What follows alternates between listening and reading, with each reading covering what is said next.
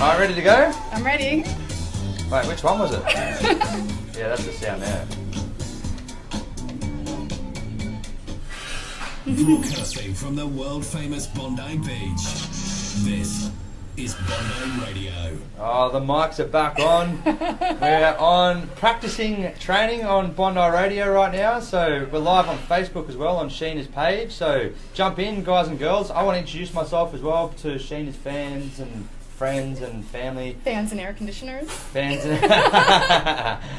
My name is Liam Zollo. I'm the Sheena's co-host on this show. So we're just doing a bit of a practice run down here on Bondi Radio. We're not actually on the radio show. We're just doing it through sort of like a podcast thing in the background. We are recording, but it's not on the radio app. So you can download the radio app, Bondi Radio app. Is that right? Yeah, that's bondi.com.au, and if you just go down to the lower part of the page, you'll see there's an iTunes icon and a Google Store. Yeah. Is that what you call it? I think so. Google Play. Google yeah, Store. Play. That's right. That's it. I think I've got to come in the camera here. We're So- still trying to work everything out. How we're going to sit. So far, so good, though. So far, so good. Do you want to sit down as well? I don't know. What do you think? Yeah, whatever.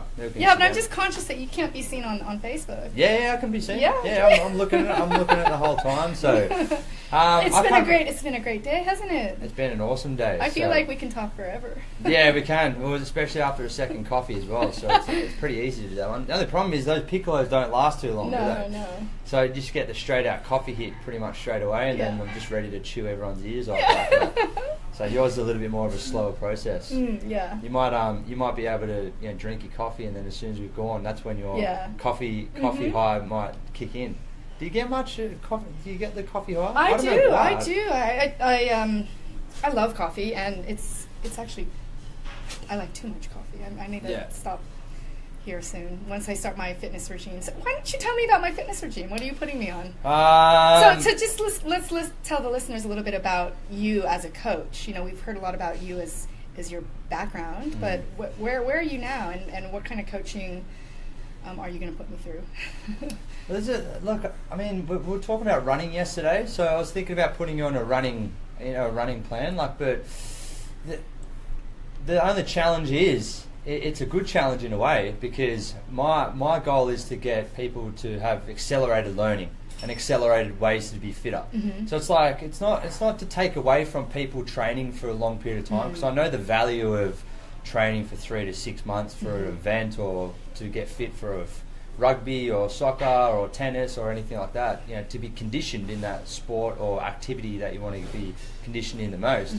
But at the same time, it's like, if you were to answer the question, if I didn't have that time, if I didn't have that luxury of 6 months, how would you train? And that's all it's about. It's like it's about playing that little bit of a game. Like, how can you do it in short notice? I think what I really resonated with is that when you were speaking at the very beginning, how you are passionate about getting people inspired in those first few weeks, because it is a mental conditioning as well. And it's hard at the very beginning to get inspired every day to get up and run, but you find at the 3-week, 4-week period, that's where people have the breakthrough, and that's when the addiction comes. And I love that you are passionate about that part of the journey, because that's the hardest part that people need help on. It's a habit, and that's what ideally, if you think about it, I try to do things in a short period of time, like in less than 30 days, for example. 30 days, I'll try and run a full marathon. You don't have to go to that extent. I just did that because I wanted to see how I could run a marathon in 30 days. Is that where you got the world record from? What do you mean? Didn't you get a world record for... the boxing and burpees. Oh, burpees? Boxing. Two separate world records, but that was more of a class. Oh, right, okay. But that was, thank you for putting that in there. Yeah, I did two. I thought there was running in there. Didn't you have somebody run the half marathon? I had a client run a... We had a conversation, just like we're having right now, and she was having a limitation around wanting to lose weight. And I said, let's not make that your primary goal, because I think that's what the issue is right now. I mean, we're currently at 63 to, I don't know, I hear different statistics. It's 63 to 73% of people are currently obese. Oh, yeah. So, but if we have the mindset, like we're both about mindset, if we have that mindset of having that as your main priority, then people get anxious and only think about fat, and then we're trying to get, I want to get rid of fat, so I take out fat in my diet, for example, and then that makes you even, even worse for you, because you have more sugar in your diet, and it's just... And you're constantly thinking about sugar and fat, and that's probably what you're going to be attracting, and what your body is going to be holding on to. So when you're trying to get rid of, maybe fat, and then you crave sugar. So it's just a seesaw. You need one of the two things for energy. Right. You know what I mean? So it's if it's not fat, it's carbohydrates or sugars. Yeah. So if it's not sugars, it's got to be fat. So.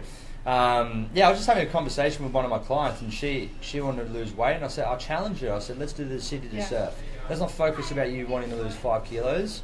Let's just give the City to Surf a go. And because she wanted to work on that as a skill.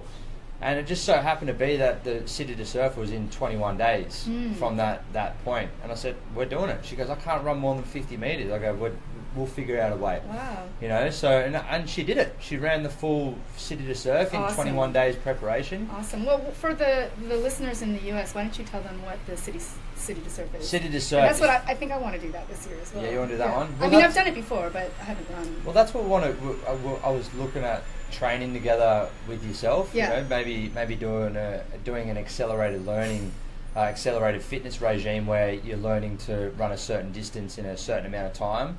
The luxury is though that we've got plenty of time with it. So, well, that's a good point, because I've never looked at my time. In all the times that I've done my fitness challenge, it was really the goal is to get to the end. And now that I'm revisiting it, I think that that's going to be a new goal for me, is to do it within a time frame. Yeah. So I think that we should take some of the posts that I've recently done, like the half marathon. There's a time. I think I did it in 2 hours and 27 minutes. So maybe what you can do is calculate what my goal would be for the City to Surf, which you can tell the audience what that is, and then I can just use that as a goal instead of running the end, because I'll be able to run 14 Ks no problem, but I've never done it within 45 minutes, let's say, or whatever. Yeah, exactly. I don't think I could ever do that in 45 minutes. I didn't do sub 60. I think I'm 63 minutes for the City to Surf. How many times have you run it? Twice. But I had no preparation. No. Yeah. Like I didn't run at all for it. Yeah. I think I was doing boxing training and circuits.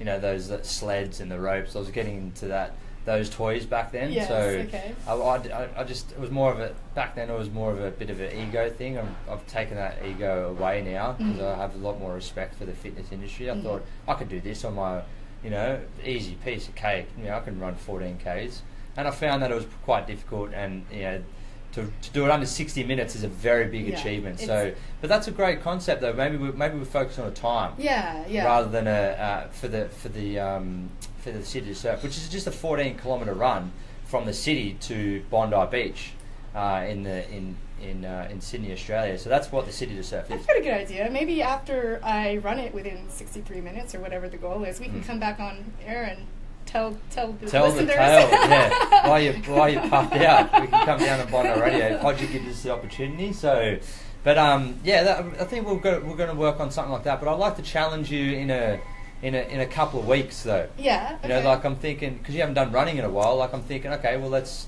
set a mark to run. Your goal is to run. We'll just play off. We're just brainstorming now. Yeah.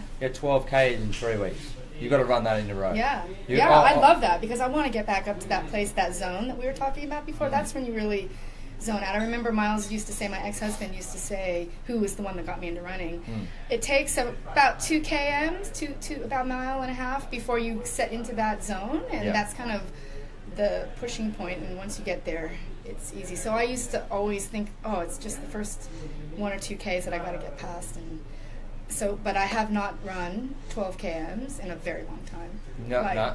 So that's an accelerated fitness regime right there, isn't it? Yeah, I'd love to. 12, or maybe we set a goal that we have to do the City to Surf.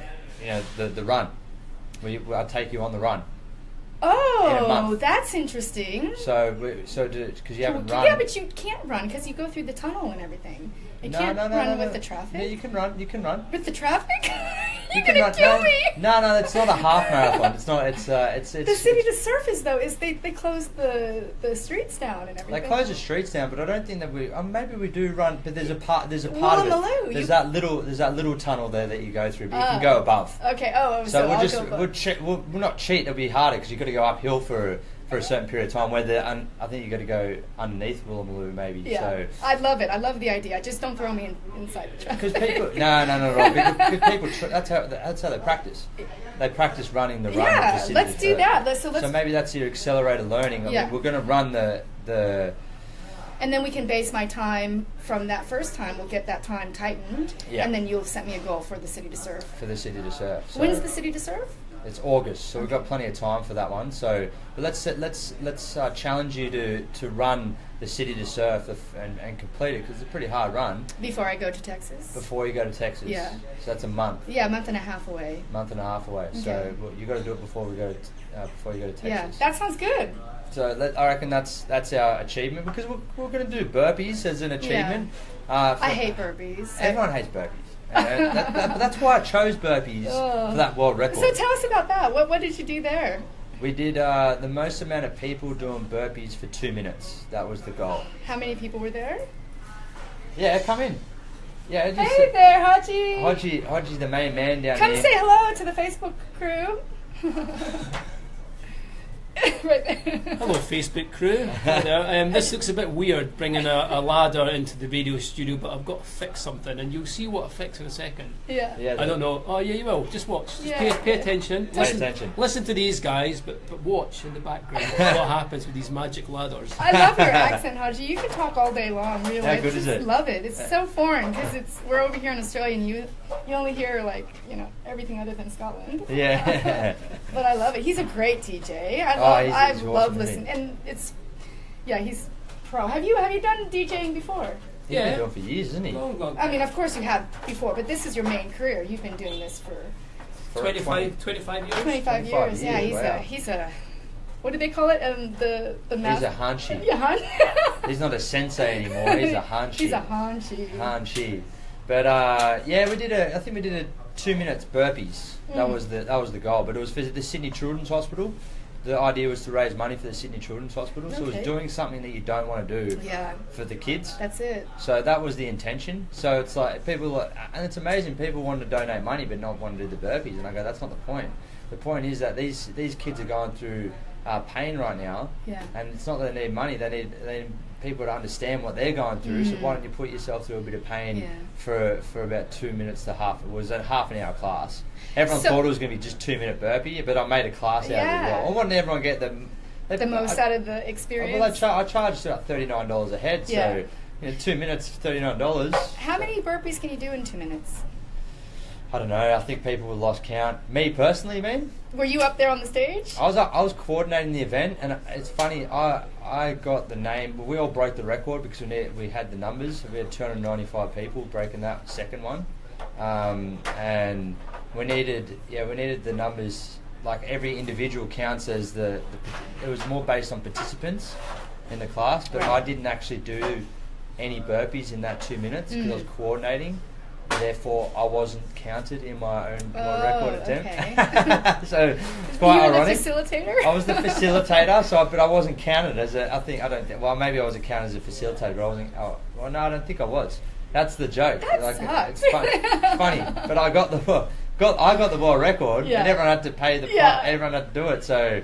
I got all the good things part of it. So, but that's what we did it for. The original one we did was we did it for the Suicide Prevention Australia. Oh, the year right. before. That's Yeah, so it was. important. So can I just ask, were you Yeah. in the actual Guinness Book of World Records? Like, is your name in there? Yeah. In 2015, what happened was for the first one for suicide prevention was the world's biggest boxing class in the world, and was to punch suicide in the face. That Yeah. was the idea, like just punching. It was just the only marketing thing that I had at the time. It was Yeah. 3 or 4 years ago, Yeah. so everyone bought into it, and Yeah. I got into the.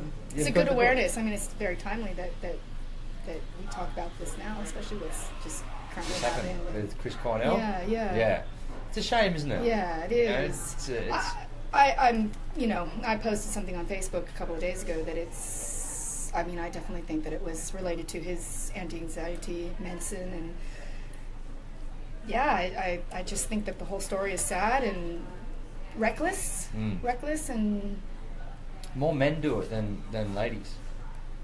More women talk about it, but men will go through it. So they'll follow through with it, which is a shame, because you don't even know, and the men do it quick, and it's a decision in a month.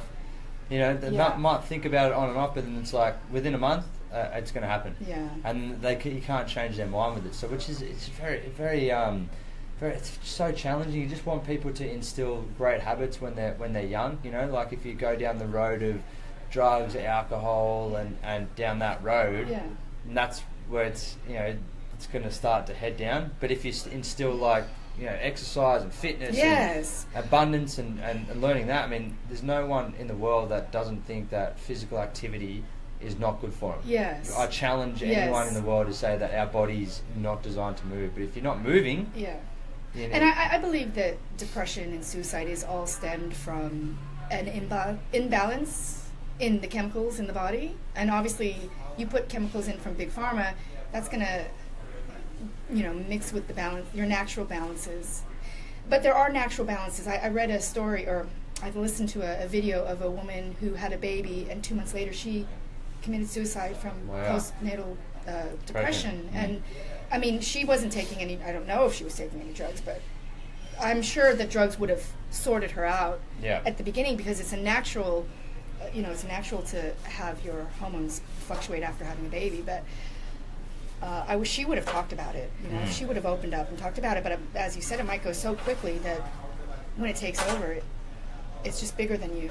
Yeah. And you don't get out of your head. That little voice just gets louder and louder. And I think it's more awareness. Having some purpose. I think that it's when you lack purpose, which is ironic when you have a baby and that happens, because I mean that's a big enough purpose, isn't it, to have to stay around. So I think there's other alternatives, but it is a chemical imbalance. I did a hypnotherapy course one time. So it was a weekend course around hypnotherapy, and it was from the guys Tad and Adriana James. They're widely known in the NLP circle as coaches, and I was just interested to see. I could have been a hypnotherapist. I could be hypnotising you. You never know.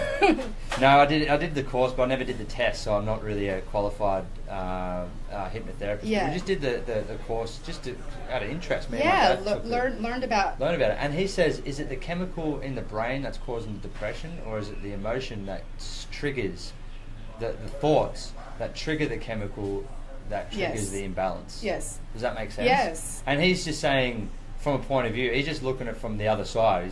Is it? He's not saying it is. Yeah. I keep butting my head on this. I get too excited.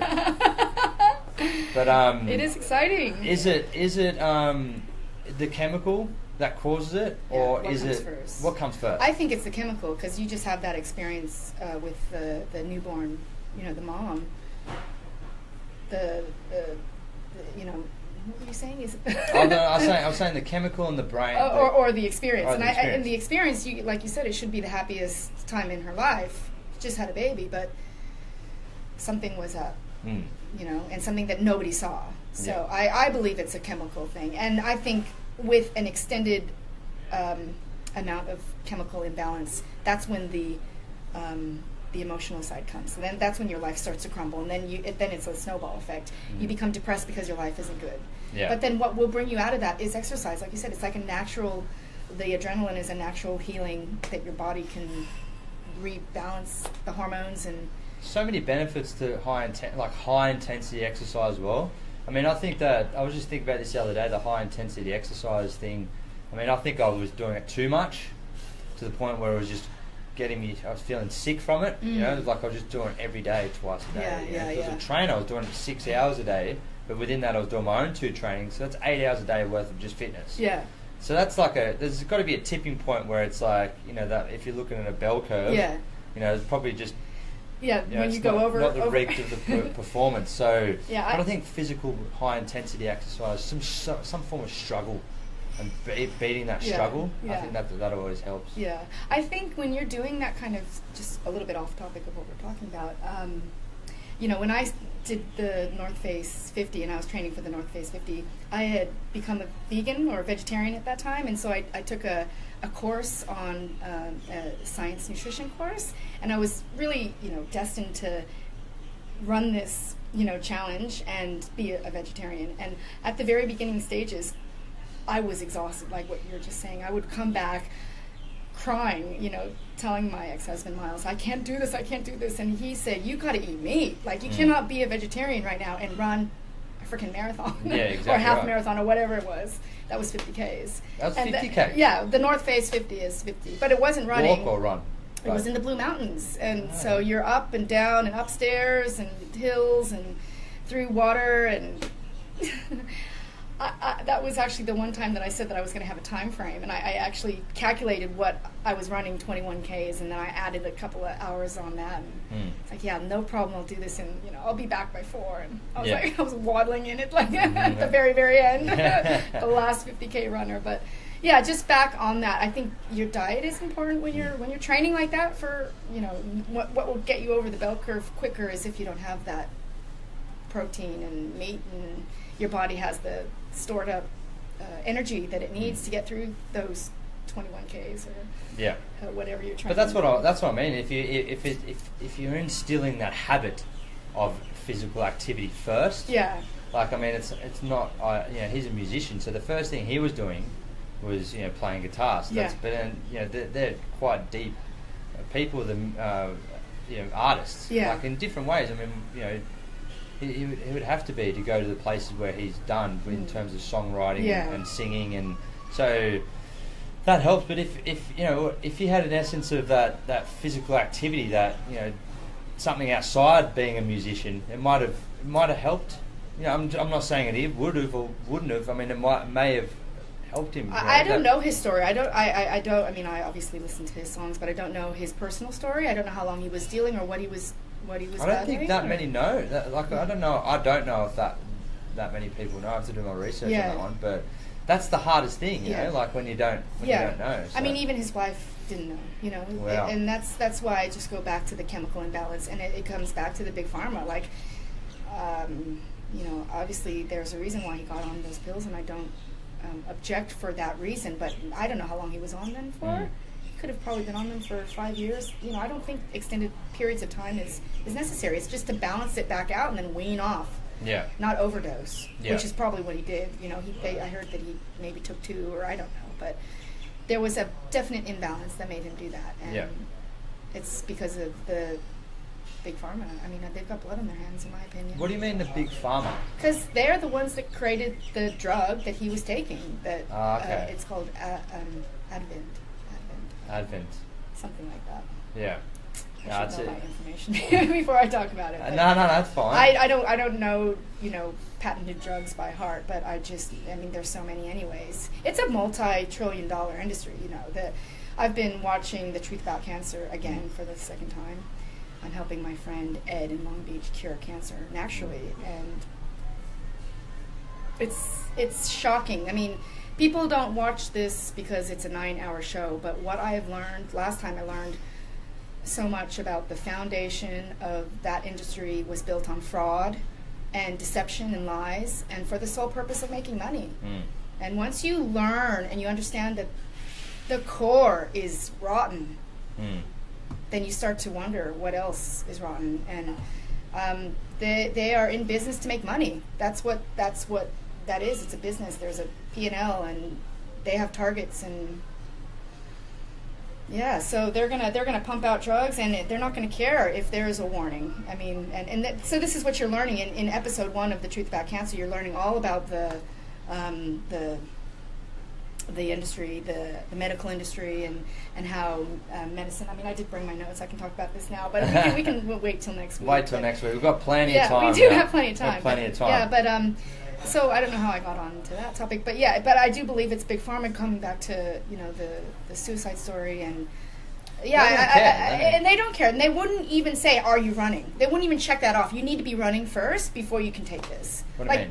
Like the doctor that gave him the antidepressant or the anti-anxiety medicine, there should be a prerequisite that they are running in addition to... Running means physical activity. Yeah, physical running or having some kind of physical outlet. Like they should be talking about that first. And are you running, and are you doing an activity, and do you have a purpose? And if you are still doing that and you still feel low, then we give you the antidepressant. But that's free. exercise is free. And They can't can't make money off No, free. they can't. They can't make money off us moving. Yeah. And they it can't make money off us stopping. So that's the intention, isn't it, in some ways? So, but that's not our job. Our job is to instill great habits in ourselves and become more of an aware society. Yeah. Both physically and mentally. If you start to feel that, it's easier said than done, but if you start to feel that way, then open up to someone and just talk to someone about it, who's maybe been in a similar situation, or whoever you feel comfortable with. Maybe that's what it takes. And a bit of a buddy. And it's one step further. It's that buddy recognizing the signs in the friend. I mean, I've been low a few times in my life. I battled depression from time to time, and I've had friends come up to me and say, "I'm worried about you," and I've had to reassure them that I would never do something like that. I'm completely sane. I am low. I'm feeling bad, but I've got all my marbles. I've got a daughter. I've got something to live for, and that's so clear. There's never been any doubt in my mind about that.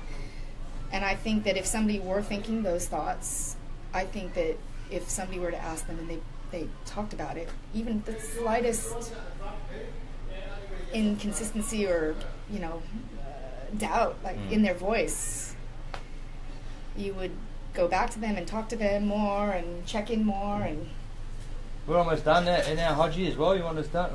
Yeah, I'll be back. 10 minutes. 10 minutes. 10 minutes. Yeah, Right, I mean, cool. I could talk forever. I've been talking forever. It's quite easy. Should we do one more practice? I'm going to turn off the Facebook Live, and then we go off, and then we'll wrap it up.